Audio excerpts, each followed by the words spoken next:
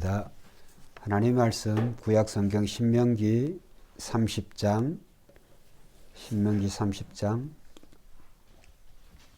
11절부터 14절까지 말씀 보겠습니다. 구약성경 310페이지에 있습니다. 신명기 30장 11절로 14절 교독하겠습니다. 내가 오늘 내게 명령한 이 명령은 내게 어려운 것이 아니요 먼 것도 아니라 하늘에 있는 것이 아니니 내가 이르기를 누가 우리를 위하여 하늘에 올라가 그의 명령을 우리에게로 가지고 와서 우리에게 들려 이것이 바다 밖에 있는 것이 아니니 내가 이르기를 누가 우리를 위하여 바다를 건너가서 그의 명령을 우리에게로 가지고 와서 우리에게 들려 행하게 하라 할 것도 아니라 오직 말씀이 내게 매우 가까워서 내 입에 있으며 내 마음에 있은즉 내가 이를 행할 수 있느니라. 아멘. 예, 오늘 저는 이 본문의 내용을 중심으로 해서 율법도 복음입니다 라고 하는 그런 주제로 말씀을 드리려고 합니다. 율법도 복음입니다. 신명기 30장부터 이제 마지막까지 모세의 마지막 그 설교의 마지막 결론 부분에 해당이 된다. 이렇게 우리가 생각해 볼 수가 있습니다. 오늘 우리가 성경을 신약과 구약, 특별히 이제 구약과 신약으로 그 시간적으로 연대기적으로 우리가 생각을 한다고 한다면 구약 성경은 39권의 말씀, 신약 성경은 27권의 그런 말씀입니다. 구약과 신약을 나누는 그 분기점에는 예수 그리스도가 그 중심에 있습니다. 그래서 예수 그리스도가 오시기 전에 성경을 이제 옛 약속, 또 옛 언약 이래서 구약이라 그러기도 하고, 그 다음에 예수 그리스도가 오신 이후에 그러한 시대를 우리가 신약, 또 새로운 새 언약, 또 새 약속 이렇게 말할 수가 있습니다. 그래서 성경을 나누는 또 성경의 가장 중심이 예수 그리스도임을 우리가 잊지 않는다고 한다면 성경을 해석하기가 좀 더 쉬워집니다. 우리가 이제 구약 성경을 보면 성경도 이제 우리가 생활하고 또 우리가 생활할 그 어떤 습관과 그런 법과 좀 동떨어져 있는 그런 생각이 때로는 듭니다. 그래서 구약 성경을 읽기가 좀 딱딱하기도 하고 그 말씀을 이해하기가 조금 어려운 것도 사실입니다. 신약 성경은 좀 더 읽기가 쉽습니다. 읽기가 쉽고 이제 그 뜻을 우리가 이해하기가 좀 더 쉬운데 왜 구약 성경은 이렇게 조금 어려울까? 구약에는 오늘날 우리가 사용하지 않는 그런 여러 가지 그런 법들이 많이 있습니다. 그것을 율법이라고 합니다. 근데 하나님께서 구약이나 신약이나 모두가 이 하나님의 말씀을 기록된 성경으로 우리에게 주신 줄 믿습니다. 하나님의 말씀이 기록된 성경으로 기록된 말씀으로 우리에게 전해주셨을 때 과연 그것을 읽는 우리에게 하나님께서 힘들게 하시기 위해서 이해하기가 어렵게 하시기 위해서 우리에게 주셨다라고 하는 생각은 전혀 들지 않습니다. 왜냐하면 하나님의 모든 말씀은 어린아이로부터 장유년에 이르기까지 모든 말씀이 이 말씀을 믿고 순종하면 생명 그리고 축복을 약속하셨습니다. 그렇기 때문에 구약이나 신약이나 동일하게 모두가 하나님의 말씀인 것은 틀림이 없습니다. 중요한 것은 오늘 구약에서 신약까지 관통하는 그 중심 주제요, 중심분이 이제 구약에는 오실 메시아, 오실 구원자, 신약에는 이미 오신 예수 그리스도, 구원자이신 구세주이신 예수 그리스도를 드러낸다고 하는 면에서는 똑같습니다. 세상에 여러 가지 많은 책들이 있습니다. 많은 책들의 분량이 예를 들어서 성경과 같이 이렇게 많은 두꺼운 그런 분량을 차지해가지고 이 책들이 성경보다 더 두꺼운 책들이 이제 많이 있죠. 그런데 중요한 것은 이 성경만큼 이 많은 등장인물을 등장시키기가 어렵습니다. 셰익스피어의 글을 봐도 그렇고 톨스토이의 글을 봐도 그렇고 이 시대 최고의 그런 지성인들의 그런 그를 우리가 동원한다 할지라도 성경에는 정말 수를 셀 수 없을 많은 등장인물이 나옵니다. 수많은 그런 사건과 또 기적으로 채워져 있습니다. 수많은 주옥 같은 그런 주님의 말씀으로 하나님의 말씀이 기록되어 있고 이 세상에 존재하지도 않은 것 같은 그러한 여러 가지 그러한 말씀들이 기록되어 있습니다. 그런데 중요한 것은 이 모든 사건이나 사람이나 그런 모든 역사적 사실이 조금도 모순이 없습니다. 조금도 모순이 없고 충돌이 없고 그 가운데 예수 그리스도 연결되어지지 않은 것이 없습니다. 어떻게 보면 신약과 구약의 그 차이를 우리가 최소한으로 따져도 6,000년의 그러한 시간적인 역사를 생각해 볼 수가 있습니다. 6,000년 동안에 이 하나님의 말씀이 기록되면서 우리가 인류의 역사 가운데 6,000년 동안 지어진 그런 글이 없습니다. 성경만이 유일하게 6,000년이 넘는 그런 세월 동안에 이 성경 말씀이 지어졌지만 이 성경 말씀은 6,000년 동안에 한 분 예수 그리스도 오실 예수 그리스도를 정확하게 가리키고 있고 그래서 구약은 오실 예수 그리스도를 가르치고 그 예수 그리스도를 믿음으로 말미암아 구원받는다고 하는 사실에 대해서 구약은 일관되게 말씀하고 있습니다. 신약은 그 구약의 예언대로 오신 예수 그리스도가 누구신지 그 예수 그리스도가 어떻게 사셨는지 예수 그리스도가 무슨 말씀을 하셨는지 그것에 대해서 이 신약 성경이 잘 기록하고 있습니다. 그렇기 때문에 구약이나 신약이나 모두가 동일하게 오신 예수 그리스도를 나타내고 그 예수 그리스도가 누구신가에 대해서 성경은 초점을 맞추고 있습니다. 우리가 다 알고 있는 대로 하나님이 세상을 이처럼 사랑하사 독생자를 주셨으니 저를 믿는 자마다 멸망치 아니하고 영생을 얻게 하려 하심이라. 그렇습니다. 예수 그리스도가 이 세상에 오신 그 이유가 저와 여러분들을 죄 가운데서 이제 의인으로 하나님의 자녀로 이제 죄로 인해서 막혀있던 하나님과 인간 사이의 그 장벽을 허무시기 위해서 예수님께서 오신 줄로 믿습니다. 예수님이 오셔서 그 장벽을 그 십자가에서 우리의 모든 죄를 다 사하시고 다시 부활하심으로 말미암아 죄 가운데서 승리하셔서 주님은 부활의 첫 열매, 이 새 생명의 첫 열매로 예수님이 살아나셨습니다. 그렇기 때문에 이 예수 그리스도를 믿음으로 말미암아 이제 우리는 이제 한번 따라합시다. 믿음으로 말미암는 의인. 로마서 10장 이제 읽게 되겠습니다만 로마서 10장 4절에 보면 이것이 율법은 그 율법을 지킴으로 말미암아 얻는 의라고 한다면 구약이 그렇습니다. 구약 시대는 예수님이 오시기 전이니까 이 하나님이 율법을 통하여서 구약 성경 말씀을 통하여서 사람들이 그 율법을 지킴으로 말미암아 의로워지는 하나님이 그러한 율법을 주셨습니다.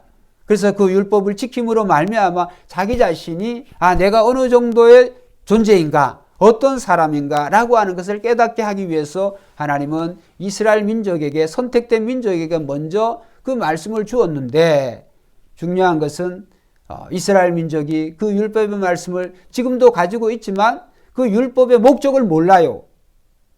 구약 성경은 뭐냐 하면 그 율법의 모든 율법뿐만 아니라 구약의 모든 말씀을 통하여서 내가 누구인가는 어떤 누구인가를 알아야 되느냐 무엇을 요구하느냐 구약 성경은 내가 얼마만큼 죄인인가를 내가 얼마만큼 율법이 있지만 그 율법을 지킴으로 내가 의로워지지만은 그 율법을 지키려고 하면 할수록 내 자신의 죄가 살아난다고 하는 것 내가 죄인이라고 하는 것을 깨닫게 하려고 하신 것이 하나님이 이 구약 성경을 특별히 율법을 주신 목적이에요.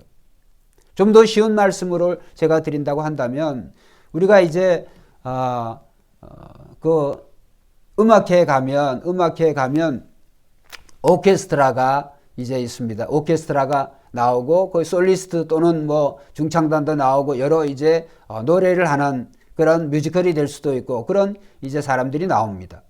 그런데 이제 오케스트라가 없이 오케스트라가 없이 가수든 또 뭐 성악가든 누가 노래를 한다고 여러분 한번 생각을 해보세요. 그거와 그 다음에 그 가수가 나오기 전에 또는 가수와 함께 그 협연으로 오케스트라가 이제 나옵니다. 완전히 다릅니다. 제가 그 김영미 씨의 그 하나님의 은혜, 그거는 매일같이 제가 듣는 아주 제가 좋아하는 그런 찬양입니다. 하나님의 은혜. 근데 그 하나님의 은혜를 이제 죄송한 말씀이지만은 그 김영미 집사님이 권사님이죠. 그 권사님이 온누리교회 그 하용조 목사님이 이미 고인이 되셨지만 하용조 목사님이 심호하셨던 그 온누리교회 권사님이세요. 그래서 하용조 목사님이 그 돌아가셨을 때 천국 환송 예배 김영미 권사님이 그 하나님의 은혜를 그 하용조 목사님 굉장히 좋아하셨던가 봐요. 그래서 많은 그 장례식장에 하객들이 모여 있는데 교인들이 모여 있는데 그 하나님의 은혜를 그녀가 눈물을 흘리면서 그 하나님의 은혜를 불렀어요. 참 감동이 되겠죠. 근데 저는 김영미 씨의 그 하나님의 은혜를 매일같이 제가 들으면서 그때 장례식장에서 들었던 그 김영미 씨의 혼자 아무런 악기가 없이 혼자 하는 그 하나님의 은혜 굉장히 많은 차이가 났어요. 가사는 똑같았지만은 그러나 그것이 오케스트라가 있고 없고 오케스트라 있을 때 김영미 씨가 했던 그 보이스하고 장례식장에서 물론 그 김영미 씨를 폄하하는 게 아니라 오케스트라가 있고 없고의 차이가 그 사람의 가지고 있는 그러한 재능과 그 은사를 얼마나 더 드러내는가 이것에 대해서 말씀을 제가 드리려고 하는 거죠. 여러분들도 유튜브에서 한번 들어보세요. 김영미 씨의 하나님의 은혜. 제가 교회 밴드에도 여러 차례 제가 올렸는데요. 너무너무 은혜서. 거기에 보면 그 김영미 씨의 그 하나님의 은혜를 어느 가수도 따라할 사람이 없어요.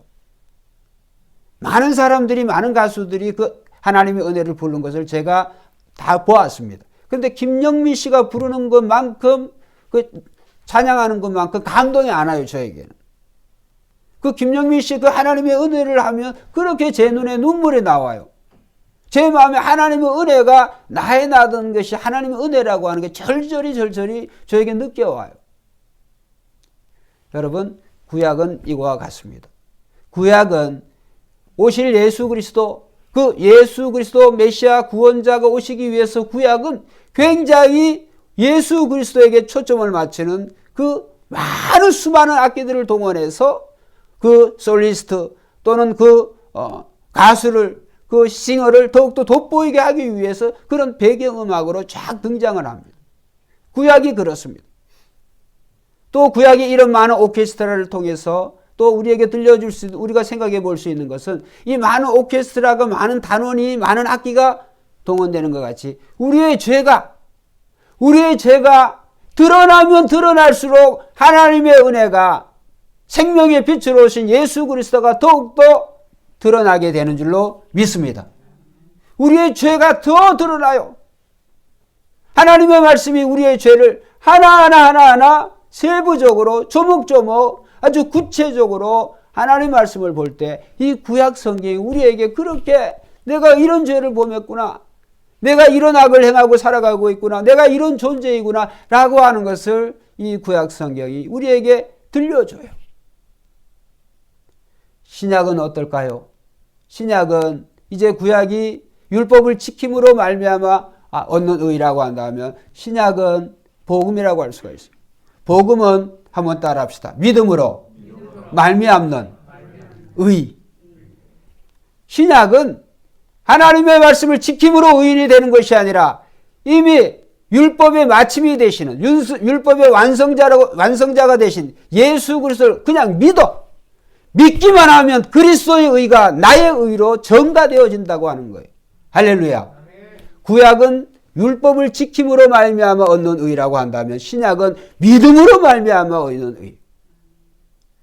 어떤 학자들은 율법과 복음을 대비시켜 가지고 이 율법과 이 복음을 대조적, 그 다음에 어떻게 보면 완전히 이 복음에 비해서 이 율법을 굉장히 어떤 부정적인 그런 각도로 해석하는 경향이 있습니다. 그렇지가 않습니다. 오늘 설교의 주제가 한번 따라합시다. 율법도 복음입니다. 율법이 없으면 복음이 드러날 수가 없어요. 내가 죄인 것을 모르는데 어떻게 의인이 될 수가 있겠습니까? 그렇기 때문에 율법은 구약도 오실 예수 그리스도를 드러내기 때문에 그 예수 그리스도를 지시하고 나타내기 때문에 이 율법은 복음이에요. 신약은 이미 오신 예수 그리스도를 나타내기 때문에 그 예수 그리스도를 믿음으로 말미암아 오늘 우리가 의인이 되어지고 새 생명을 얻는 하나님의 백성이 되는 줄로 믿습니다. 신명기 30장뿐만이 아니라 이 구약의 모든 말씀이 예수님이 오시기 전이죠. 예수님이 오시기 전에 미리 2000년 3000년 전에 하나님이 일찍부터 이 복음에 대해서 오실 메시아에 대해서 예언을 하셨어요. 신기한 거죠. 여러분 세상에 어느 책이 수천 년 후에 오실 그분에 대해서 예언하고 수천 년 후에 쓰여진 그 책은 수천 년 전에 오신 그 예언에 대해서 성취했다라고 하는 것에 대해서 그런 책이 어디 있습니까? 없어요.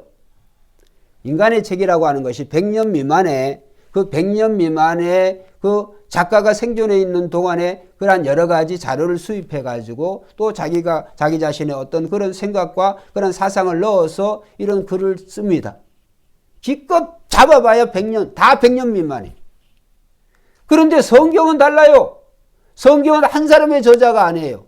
성경은 수많은 저자들이 서로 다른 그런 시대를 살았지만은 오실 예수 그리스도 한 분을 그 예수 그리스도가 세상에 오신 하나님이시기 때문에 그 예수 그리스도를 가리킬 때 생명이 되고 그 말씀은 진리가 되는 줄로 믿습니다. 오늘 우리가 우리의 삶이 예수 그리스도만을 바라본다고 한다면 오늘 하나님이 기뻐하시는 삶을 살 수가 있어요. 오늘 우리의 삶이 내 뜻대로 내 중심적으로 살아가려고 하니까 그 예수님에게서 우리의 시선이 벗어나려고 하니까 우리의 삶은 하나님이 기뻐하시지 않습니다. 그런데 예수님은 달랐습니다. 예수님은 태초의 말씀으로 하나님이 세상을 창조하실 때부터 예수님이 계셨어요. 그 예수님이 갈라디아 4장 4절에 보면 때가 참에 이 세상에 예수님이 오신 예수님. 그 예수님은 말씀으로 선지하셨고 그 말씀이 육신이 되어 이 세상에 오셨고 예수님은 하나님의 모든 말씀으로 사셨고 그 말씀을 다 이루신 줄 믿습니다. 예수님이 이렇게 말씀하셨어요. 내가 율법을 폐하러 온 것이 아니라 율법을 완성시키러 왔노라. 예수님이 십자가에 돌아가셨을 때 마지막 말씀이 한번 따라합시다. 다 이루었다. 다 이루었다. 인간으로서 지킬 수 없는, 사실은 지킬 수가 있어요. 그런데 인간이 그 마음의 완악함으로 그 마음에 하나님의 뜻으로 가득하지 못하니까, 즉 새 마음이 아니니까 이 옛사람, 죄를 좋아하고 세상을 좋아하는 그런 본성을 가지고는 하나님의 말씀을 지킬 수가 없어요. 그래서 구약 성경에서부터 하나님 너희 마음에 이제 돌에 하나님의 율법을 기록한 그런 율법이 아니라 너희 마음에 하나님의 말씀을 내가 기록하겠다. 그래서 기록하는데 그 마음은 옛 마음이 아니라 새 마음이다. 그 말씀이 어디 있어요? 오늘 본문에도 있어요. 자, 한번 찾아보겠습니다. 신명기 30장 6절. 이미 지난주에 설교를 드렸습니다만 신명기 30장 6절 우리 같이 한번 읽어봅시다. 시작.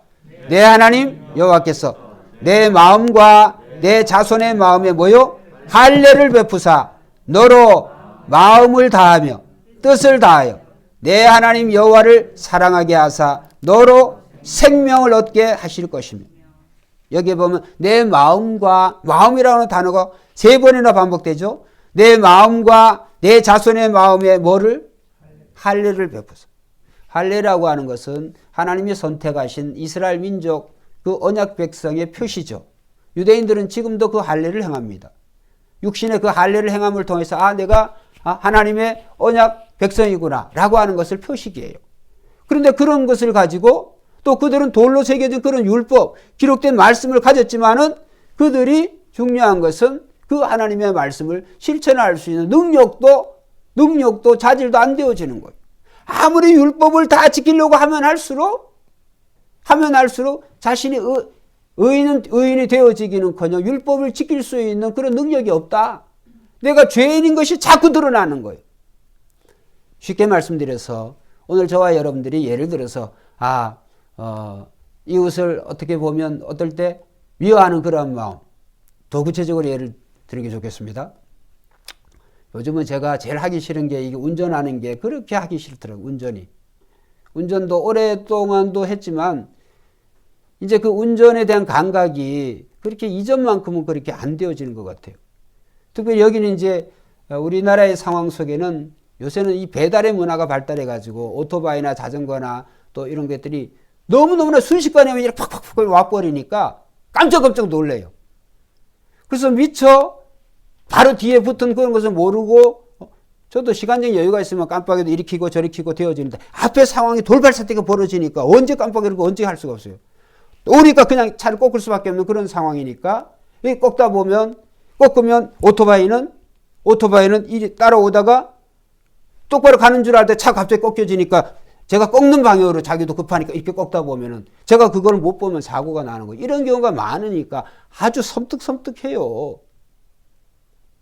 그래서 차 운전하기가 진짜 힘들어요. 그리고 앞으로 확 들어올 때, 아니 똑바로 가는 차에서 그냥 갑자기 확 들어올 때 깜짝 놀라죠. 그러면 제 마음속에 무슨 생각이 들까요? 우리 새벽교 성도님들 다 차 가셔가지고 어서 들어오세요 이렇게 다 하시죠. 저는 안 그래요. 그 운전만 하면 이렇게 제 마음속에 확 들어오고 그러면 미워하는 마음이 생겨요. 그러면 이제 그런 생각을 해봅니다. 오늘은 입으로 죄지었으니까 마음으로 죄지었으니까 다음번에는 툭 들어 어서 들어오세요. 깜짝 놀랐습니다. 이런 너그러운 마음이 생기면 좋은데 작심 3초에 3초 또 들어오면 또 그냥 깜짝 놀래요. 저와 여러분들은 여러분들은 안 그러셔요. 저는 그래요. 희한하게 그래요. 안 그래야 된다면 자꾸 그래요. 왜 그럴까요? 인간은 나의 뜻과 나의 생각을 가지고 나의 삶을 어떻게 이렇게 이끌어 갈 것 같은데 한번 따라해보세요. 생각대로 잘 안 된다. 생각대로 잘 안 돼요. 잘 안 되는 것뿐만이 아니라 생각대로 안 됩니다. 그건 저와 여러분들이 다 공히 인정하는 바예요. 그런데 오늘 우리가 그렇게 살아가지고는 하나님의 자녀가 될 수가 없다고 하는 것을 하나님이 진즉부터 아신 줄로 믿습니다. 하나님이 진즉부터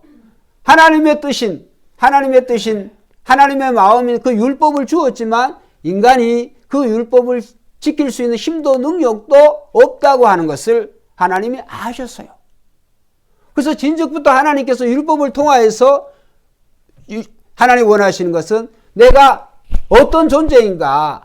내가 정말 하나님의 마음, 하나님의 거룩하심, 하나님의 의로우심에 비해서 내가 어떤 수준의 사람인가라고 하는 정도를 깨달으라고 하나님이 율법을 주신 거예요. 그런데 율법은 사실은 율법을 지킴으로 그 자신이 그 의인이라고 하는 것, 참 자기가 어떤 존재인가라고 하는 것을 드러낼 수 있는 하나님의 참 구원의 표식이기도 해요.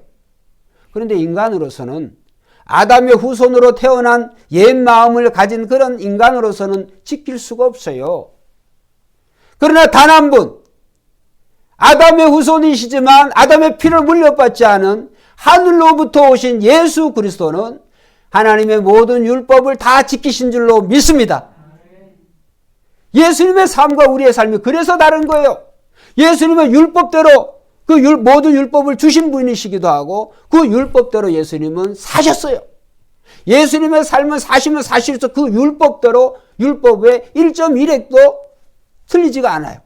예수님은 그 율법의 모든 율법의 말씀대로 예수님이 다 사셨기 때문에 나는 못 지켜도 그 예수 그리스도를 믿음으로 말미암아 예수님이 지킨 그 율법의 의가 나의 의가 되게 하시겠다고 하는 것이 하나님의 새 언약이라고 하는 거예요.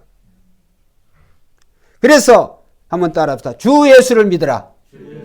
그리하면 너와 내 집이 구원을 얻으리라. 요한복음 1장 이제 찾아보겠습니다. 이게 중요한 말씀이니까. 요한 1서 신약성경 제일 뒤쪽 편에 있죠. 요한일서 1장 8절부터 10절.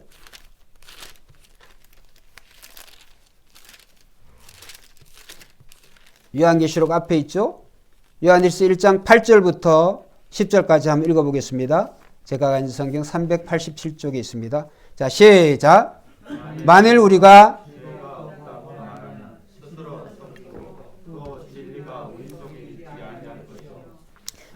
우리가 우리 죄를 그는 미쁘시고 의로우사 우리 죄를 사하시며 우리를 모든 불의에서 깨끗하게 하실 것이요 만일 우리가 범죄하지 아니하였다 하면 하나님을 거짓말하는 이로 만드는 것이니 또한 그의 말씀이 우리 속에 있지 아니하니라. 아멘.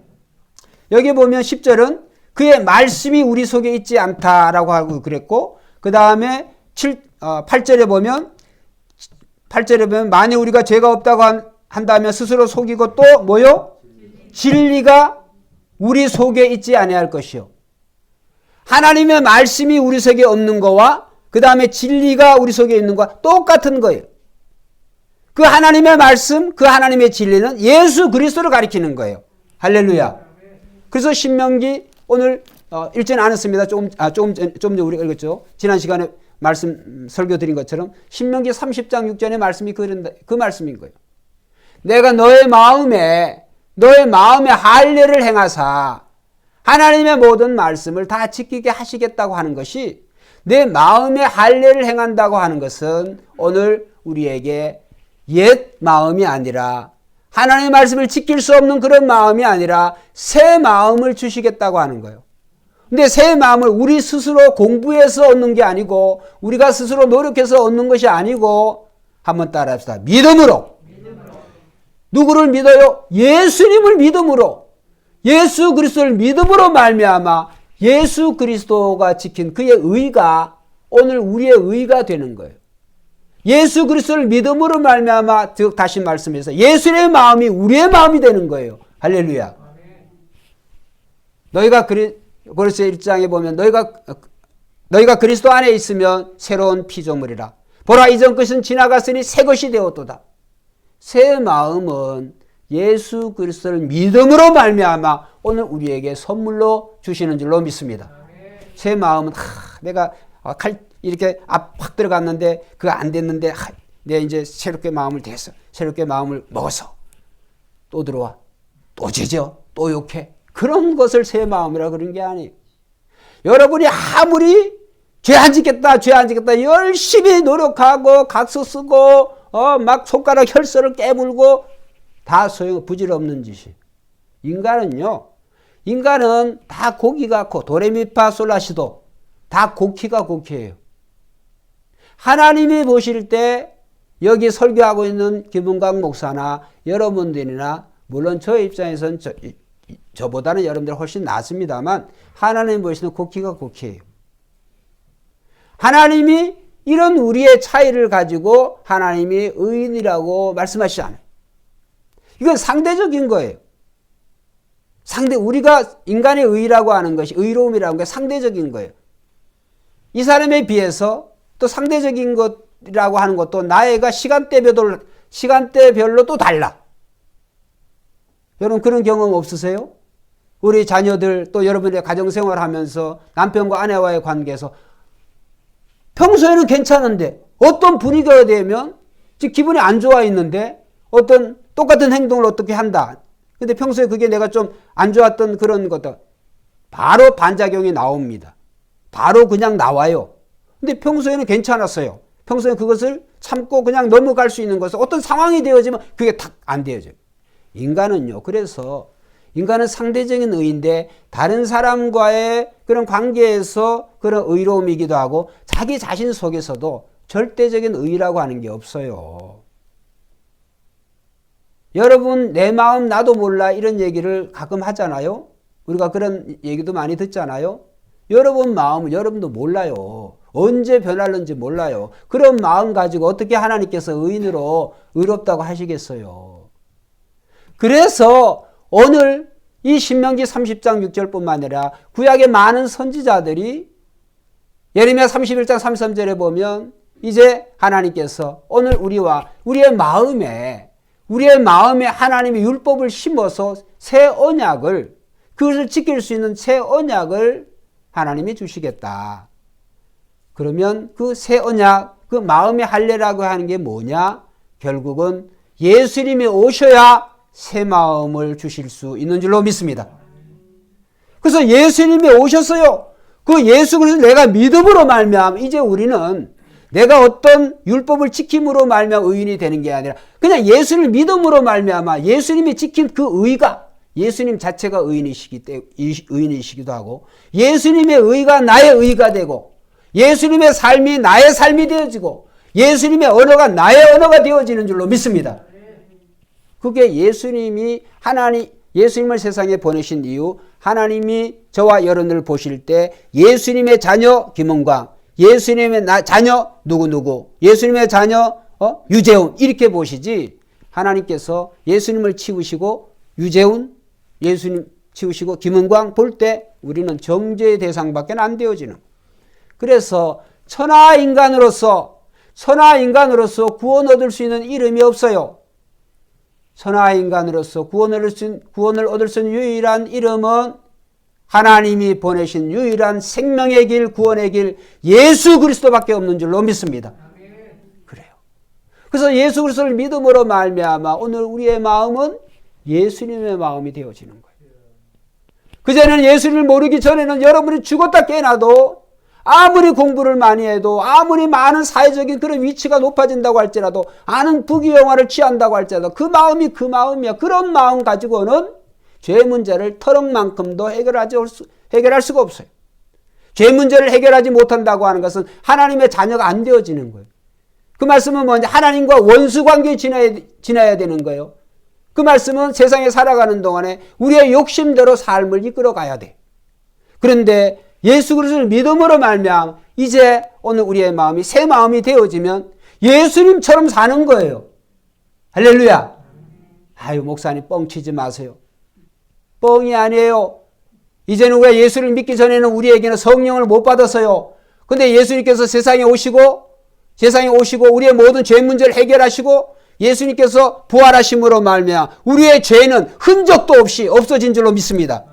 과거의 죄, 현재의 죄, 미래의 모든 죄까지 예수님이 십자가에 죽으셔 못 박히실 때 우리의 죄도 죽은 줄로 믿습니다. 안 믿는 분들은 아이고 저 김광 목사 헛소리만 하네. 그게 무슨 말이 돼야지? 그래서 십자가의 도가 믿지 않는 자들에게는 어리석게 들리고 어리석게 보이는 거예요. 여러분 믿음에 의한 방법 위에 인간이 의로워질 수 있는 방법이 있다고 한다면 저한테 한번 가르쳐 줘 보세요. 그리고 역사 속에서도 없었고 앞으로도 없어요. 그래서 하나님께서는 예수 그리스도가 절대적인 하나님의 의예요. 예수 그리스도를 믿지 않고는 인간이 새로운 사람, 새로운 마음이 될 수 있는 길이 없어요. 인간의 행위로서는 어떤 사람도 의로울 사람이 없어요. 그래서 하나님이 예수 그리스도를 세상에 보내시고 예수 그리스도 오직 믿음으로 말미암아 그의 의가 나의 의가 되어지는 거예요. 너희 안에 이 마음을 품으라. 곧 그리스도 예수의 마음이. 여러분 예수님이 십자가에 죽으시고 부활하실 때는 오늘 우리의 모든 죄 문제가 용서가 되어졌고 그 다음에 죄의 삭은 사망으로 죽었지만은 그리스도 안에 있는 하나님의 영생을 오늘 우리는 이미 얻은 줄로 믿습니다.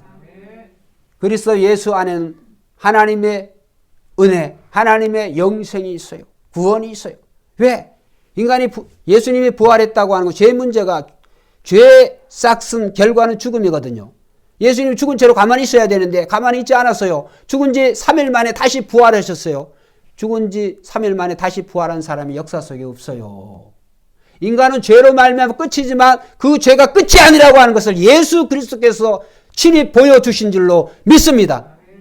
자신이 죽은 가운데 죄의 결말은 죽음이지만 그 죽음을 이기시고 예수님이 부활하심으로 말미암아 그 예수 그리스도를 믿는 저와 여러분들도 부활의 첫 열매이신 예수님처럼 그렇게 될 수 있다라고 하는 것을 오늘 우리에게 가르쳐 주신 줄로 믿습니다. 그것이 다른 거예요. 그래서 우리는 예수 그리스도를 믿음으로 말미암아 새 마음을 갖게 돼요. 새 마음을 갖게 되어졌으면 이제 우리는 그리스도로처럼 살아야 돼요. 그런데 옛 마음, 옛 습성, 옛 이런 거 가지고 안 돼요. 그래서 육신으로 계신 예수님, 우리 함께 있으면 좋겠지만 예수님은 그랬다가는 이스라엘만 계셔야 되니까 예수님은 오늘 우리에게 보혜사 성령을 우리에게 보내주신 줄로 믿습니다. 그래서 보혜사를 상담자이기도 하고 위로자이기도 하고 또 대언자이기도 돼요. 파라클레이토스. 파라라고 하는 곁에, 클레이토스 대언자 또는 또 우리에게 화해자, 중보자 이런 뜻이 있죠. 그 말씀은 뭐냐 하면 예수님은 지금 천국에서 하나님 보호자 우편에 계신 줄로 믿습니다. 저와 여러분들이 죄를 지을 때마다 예수님께서 하시는 역할이 그거인 거예요. 성경에 그대로 나옵니다. 우리의 대언자라는 거예요. 하나님, 저 김은광 목사, 저 맨날 죄 져요. 어제도 죄 졌고 지금도 죄 짓고 있네요. 이렇게 하면 하나님 용서해 주세요. 그러면 하나님 알았어. 용서해 주지. 또 죄 졌어요. 예수님이 또 하나님 나를 봐서 한 번만 더 용서해 주세요. 자꾸 간청해서 되어지는 것 같지만 하나님은 들어주셔야 돼요. 왠 줄 아세요? 간청하는 그 간청을 많이 해서 그런 게 아니라 예수님이 2000년 전에 무슨 일을 하셨는지를 하나님은 아시기 때문에 용서하셔야 되는 거예요. 그게 뭐예요? 저와 여러분 예수 그리스도를 믿는 자들의 모든 죄 문제를 2000년 전에 예수님의 십자가의 단 한 번의 죽음으로 해결하셨어요. 그것을 믿고 있기 때문에 우리는 지금도 담대한 마음으로 살아갈 수가 있어요. 그래서 오늘 우리가 읽었죠. 우리의 죄를 이젠 자백만 하면 되는 거예요. 오늘 김준희 집사님도 기도했습니다만 우리의 죄를 누구의 이름으로? 예수의 이름으로 자백하고 회개하기만 하면 하나님은 우리의 모든 죄를 용서하여 주시는 줄로 믿습니다. 회개해야 회개. 그래서 오늘 설교의 이제 결론적인 말씀으로 오늘 하나님의 율법과 이 신약의 복음은 똑같습니다. 구약은 율법으로 말미암아 율법을 지킴으로 말미암아 의라고 할 수가 있다면 신약은 믿음으로 말미암아 의라고 할 수가 있어요. 그런데 율법이 없으면 죄를 몰라요. 인간이 회개할 수가 없어요. 왜? 자기가 죄인이라고 하는 걸 모르기 때문에. 그래서 율법의 목적은 죄를 드러나게 하는 거예요. 죄가 드러나는 곳에 하나님의 역사가 풍성한 줄로 믿습니다. 죄가 넘쳐나는 곳에 하나님의 역사는 더욱더 역사가 일어나는 거예요. 그렇기 때문에 오늘 우리는 이 하나님의 말씀, 여러분 우리는 예수님처럼 오늘 그 말씀에도 있어요. 예수님처럼 살 필요가 없어요. 오늘 우리가 이 하나님 말씀을 지키기가 어려운 게 아니에요. 옛 마음을 가진 사람들, 예수를 안 믿는 사람들은 하나님의 율법 하나라도 한번 따라합시다. 지키기가 불가능하다. 하나님의 말씀 하나를 지키기가 불가능해요. 못 지켜요. 왜 그러냐면 그 말씀이 자기 존재와 살아가는 모습과 너무나 큰 차이가 있기 때문에. 여러분, 순백에 이 순백색하고 그 다음에 어떻게 이제 이 세상의 순백이라고 하는 게 어떻게 할 수 있을까 존재하나 모르겠는데 여러분 완전한 그 백색, 완전한 그 백색과 그 다음에 나머지 색깔들. 여러분 순백에다가 점 하나 찍어도 순백이 흐려져 버려요. 우리는 잘 몰라요. 근데 거기에 점 하나를 찍냐 안 찍냐 차이가 굉장히 큽니다. 순백이냐 점 하나 찍으면 순백이 될 수가 없어요. 근데 우리의 눈에 안 보인다고 해가지고 순백이다. 그렇게 하면 그건 거짓말이에요. 이거와 같아요. 무슨 말씀이냐 하면 오늘 이 율법은 완전한 하나님의 마음을 상징해요. 그런데 그 인간이 그 완전한 그 하나님 마음, 깨끗한 그 하나님 뜻을 내가 지키려고 할 때 내 마음도 그런 마음이 되어 있으면 그것을 지킬 수가 있어요. 인간은 아담으로부터 시작해서 그런 마음이 애시당초 아니에요. 왜 그런지 아세요? 오늘 저와 여러분들 죄 가운데서 태어났고 우리가 생활하고 우리가 좋아하는 것들이 죄 가운데서 먹고 마시고 생활해요. 죄의 영향이 너무나 강력하여서 하나님의 그 뜻을 물론 이룰 수도 없지만 지키고자 하는 그런 마음 자체, 우리 마음부터가 벌써 없어요. 어떻게 알 수 있느냐? 인류의 조상 아담으로부터 우리가 알 수가 있죠. 아담과 하와가 하나님이 이 선악과를 따먹지 말라 그러면 안 따먹으면 되는 거 아니에요. 근데 왜 그들이 따먹었을까요? 이미 그들의 마음속에는 하나님이 하지 말라고 했을 때 하나님처럼 되고 싶은 그런 교만이, 그런 건방이 있었어요. 오늘 저와 여러분들이 하나님의 말씀을 우리에게 주어졌지만 이 말씀을 우리가 잘 지켜야 되는데 잘 안 지킵니다. 지켜지지가 않습니다. 왜냐하면 오늘 우리는 예수 그리스도가 주신 새 마음이 되는 자는 하나님의 율법이든 복음이든 모든 것을 쉽게 지킬 수가 있어요. 할렐루야. 좀 더 쉽게 말씀드리면 새 마음을 받은, 즉 성령을 받은 우리는 하나님의 말씀을 지킬 수 있는 능력을 이미 받은 줄로 믿습니다. 성령을 받았기 때문에 우리의 마음은 예수님의 마음, 예수님의 마음은 성령이 계시잖아요. 성령 충만하잖아요. 성도의 마음도 똑같아요. 하나님을 안 믿는 사람은 죽었다 깨어나도 하나님 말씀을 못 지키지만 오늘 우리는 지킬 수가 있어요. 율법조차도 지킬 수가 있어요. 왜? 우리는 새 마음이 되어졌기 때문에. 우리에게 지킬 수 있는 능력이 있으니까. 그렇기 때문에 오늘 우리는 거짓말할 수가 없어요. 하나님의 모든 말씀, 신구약의 모든 말씀은 성도가 반드시 지켜야 될 줄로 믿습니다. 아멘 소리는 안 하네 이제. 우리는 지킬 수 있는 능력이 있는 줄로 믿습니다. 성령을 소유했기 때문에. 여러분 이 성령은 새 마음에만 계세요. 더러운 마음에는 계시지 않습니다. 이런 생각이 들죠. 이 말씀을 떡 드리고 나니까 아유 목사님 내 죄 지었는데 성령이 어떻게. 걱정할 필요가 없어요. 성령은요.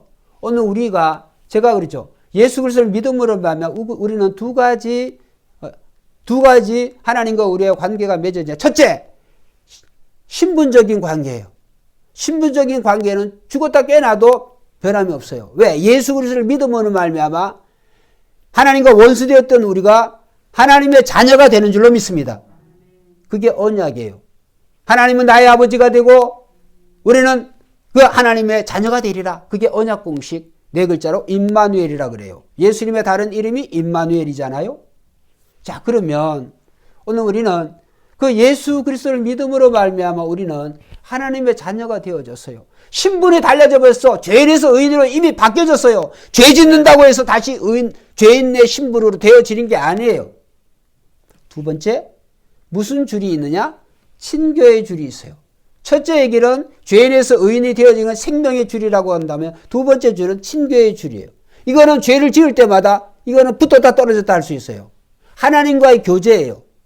쉽게 말씀드리면 여러분 부모와 자식 간의 관계가 자식이 죄를 진다고 해가지고 부모와 자식이 관계가 깨어질 수가 있습니까? 호적을 파내도 파낼 수가 없어요. 그거는 혈연이에요. 혈연.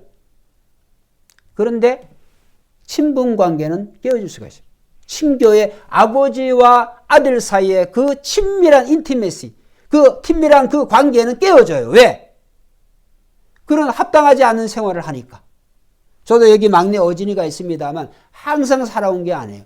항상 사랑스러운 게 아니에요. 이제 지금 속으로 억수로 이제 막 이제 갈등이 일어날지도 모르는데 어진이도 똑같겠죠. 아버지도 항상 자기가 생각할 때 아버지와 나의 관계가 아버지의 입장과 아들의 입장은 다를 수가 있으니까 친교의 줄은 붙었다 떨어졌다 해요. 그렇기 때문에 이 친교의 줄이 우리가 붙어 있을수록 부자와의 관계, 하나님 관계가 더욱더 풍요롭게 되는 줄로 믿습니다. 여러분 풍요로운 생활을 하시려고 그런다면 오늘 하나님의 말씀에 100% 순종하며 사시기를 주의 이름으로 축원합니다. 순종하면 되는 거예요. 구약의 모든 말씀이든 신약의 모든 말씀 순종하는 자는 지킬 수가 있어요. 왜? 우리는 새 마음을 가진 사람만이 순종할 수가 있어요. 성령을 소유했기 때문에 우리는 순종할 수가 있어요.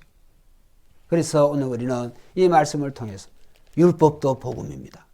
여러분 구약 성경과 신약 성경은 다른 것이 아니라 오늘 한번 예수 그리스도를 정확하게 가르치시고 그 예수 그리스도를 우리에게 보여주시고 또 우리는 그 예수를 믿음으로 말미암아 하나님의 자녀가 되어졌어요. 설교에 오늘 본문이 소개해 있습니다. 이제 하나님의 말씀이 오늘 너의 입에 가깝다고 그랬어요. 오늘 말씀에 있어요. 신명기 30장 우리가 읽었죠? 14절, 자, 한번 13절부터 14절 한번 읽어봅시다. 12절부터 13절, 시작. 하늘에 있는 것이 아니니 내가 이르기를 누가 우리를 위하여 하늘에 올라가 그의 명령을 우리에게로 가지고 와서 우리에게 들려 행하게 하려 할 것이 아니요 이것이 바다 밖에 있는 것이 아니니 내가 이르기를 누가 우리를 위하여 바다를 건너가서 그의 명령을 우리에게로 가지고 와서 우리에게 들려 행하게 하려 할 것도 아니라 14절 오직 내 입에 있으며 내 마음에 있은즉 내가 이를 뭐요? 행할 수 있느니라. 누구에게? 새 마음의 할례를 받은 자는 행할 수 있느니라.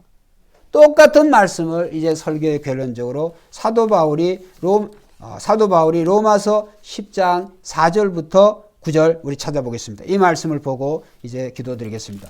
로마서 10장 4절. 신명기의 이 말씀을 사도 바울이 신약에서 이렇게 인용을 했어요.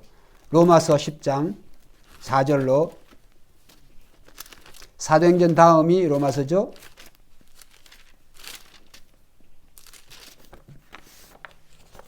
자, 4절부터 9절까지 읽어봅니다. 시작. 그리스도는 모든 믿는 자에게 의를 이루기 위하여 율법의 마침이 되시니라.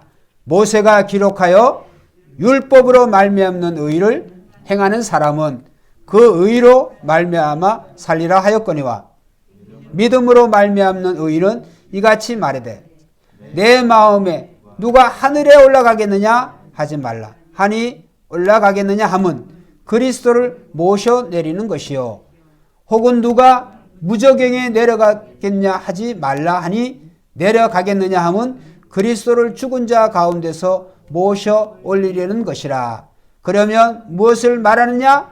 말씀이 내게 가까워서 내 입에 있으며 내 마음이 있다 하였으니 곧 우리가 전파하는 믿음의 말씀입니다. 자, 9절. 내가 만일 예수를 주로 시인하며 또 하나님께서 그를 죽은 자 가운데서 살리신 것을 내 마음에 믿으면 구원을 10절 사람이 마음으로 믿어 의에 이르고 입으로 시인하여 구원을 이루니라. 할렐루야. 신명기의 말씀을 사도 바울이 이렇게 하는 하늘에 올라가겠느냐 그리스도를 다시 그리스도를 붙잡아서 내리겠느냐 음부에 내려가겠냐 그리스도 올리겠냐 이 말이 무슨 말이냐면 예수님처럼 우리가 이 율법을 지키기 위해서 율법의 그 가치와 높음이 너무 높아가지고 공부를 많이 해가지고 공부 정도가 아니라 그게 하늘 끝까지 가가지고 하늘에 가서야 우리가 그것을 실천할 수 있는 것도 아니고 올라갈 수 없으니까 그것을 다시 끌어내려가지고 또 땅속 끝에 바다 끝에 있어가지고 그것을 다시 올려가지고 우리가 할 수 있는 그럴 필요도 없다는 거예요. 오직 말씀이 우리의 입에 있다고 하는 것은 이미 그리스도께서 하늘에 계신 그리스도가 세상에 오신 줄로 믿습니다. 땅속 깊은 곳에도 계신 그리스도가 죽은 자 가운데 다시 살아나신 줄로 믿습니다. 간단해요. 그리스도는 오늘도 신구약 성경 말씀 안에 계신 줄로 믿습니다. 성경 안에 계세요. 성경 속에 계세요. 그래서 새 마음을 가진 저와 여러분들은 말씀으로 오신 예수 그리스도를 믿으면 되는 거예요. 오늘 기록된 그 말씀을 우리가 읽고 그 말씀을 순종하면 되는 거예요. 말씀으로 오신 그 예수님이 하신 말씀대로 우리가 순종하며 살아가면 오늘 신명기 30장에 있는 대로 하나님께서 생명과 복을 넘치도록 안겨주실 줄로 믿습니다. 기도드리겠습니다. 하나님 아버지 감사합니다. 오늘 너무나 중요한 주제에 대해서 말씀을 드렸습니다. 율법도 복음입니다. 율법과 복음은 서로 적대적인 관계가 아니라 대조적인 것이 아니라 율법이 예수 그리스도를 지시하기 때문에 우리는 율법을 즉 구약 말씀을 잘 알아야 되겠습니다. 하나님, 오늘도 우리의 삶에 이런 죄들이 날마다 우리의 이런 하나님의 생활하고 먹고 입고 생활하는 가운데 짓는 죄들을 이미 예수님께서 2000년 전에 용서하여 주신 줄로 믿습니다. 십자가의 그 피가, 십자가의 그 죽음이 오늘도 우리로 하여금 죄인에서 의인이 되게 하셨다고 하는 사실을 믿고 이제 우리는 옛사람이 아닙니다. 아담의 후손으로 옛 언약 속에서 우리가 허덕이는 우리가 아닙니다. 그리스도 안에서 새로운 사람, 새로운 피조물로 부활하신 예수 그리스도 안에 우리의 생명이 감추어져 있다고 하는 것을 생각하고 우리의 생에 살아가는 동안에 늘 하나님의 자녀로서 기쁘고 즐겁게 또 하나님의 의를 이룰 수 있는 사랑하는 성도들 되도록 주님 도와주시옵소서. 코로나19의 상황이 인간의 눈으로 보면 참으로 아버지 두렵고 참으로 어렵지만 그러나 이 모든 상황을, 이 모든 역사를 하나님이 이루어 가신 줄로 믿습니다. 주여, 우리가 아무것도 두려워하지 말고 염려하지 말고 오직 모든 일에 기도와 간구함으로 하나님께 아뢰라 그랬사오니 우리 사랑하는 성도들은 오늘도 우리의 해야 될 일에 최선을 다하고 그러면 하나님이 우리의 모든 필요를, 우리의 모든 하나님이여 생명을 책임져 주실 줄 믿습니다. 예수님의 이름으로 간절히 기도드리옵나이다. 아멘. 우리 다 일어나셔서 찬송가 317장 이 찬송 부르시면서 준비하시는 분들입니다.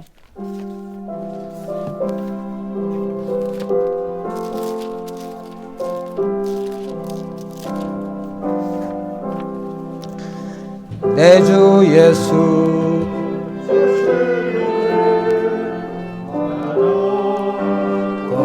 것만 내 주 앞에 이 적은 것 다 돌리네. 주 예수여 내 정성을 받으소서. 주 날 위해 보배로운 비흘리사 그 귀하신 생명까지 다 주시네. 내 천한 몸 이 생명을 왜아끼랴. 5절입니다. 주 날 위해 그 귀하신 몸 버리사 이 내 몸을 배값으로 사셨으니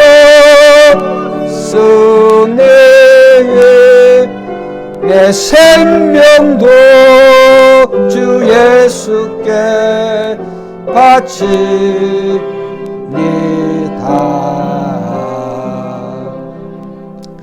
한두 가지 광고 드리도록 하겠습니다.